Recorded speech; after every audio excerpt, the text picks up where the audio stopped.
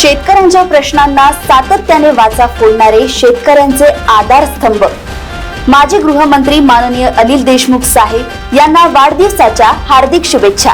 शुभेच्छुक Rashtrawadi Congress party Sharadchandra Pawar पक्ष विदर्भ।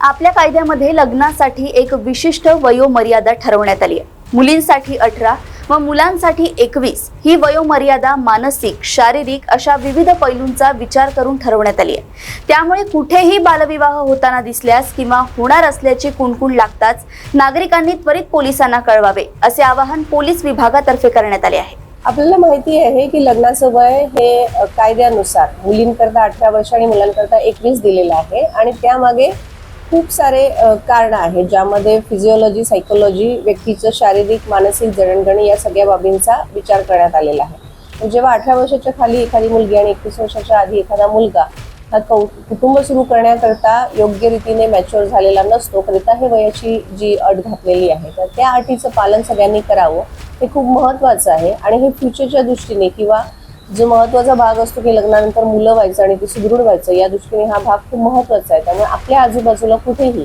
समजा आपल्याला बालविवाह होताना लक्षात आल्यास त्या संबंधातली माहिती नजीकच्या पोलीस स्टेशनला किंवा क्राईम ब्रांचच्या कुठल्याही युनिटला देण्यात यावी आणि असं कुठलाही प्रकार होणार नाही याकरता आपल्या आजूबाजूच्या सगळ्यांनीच दक्ष राहून नागरिकांनी आपला सहभाग या कार्यामध्ये नोंदवायचा।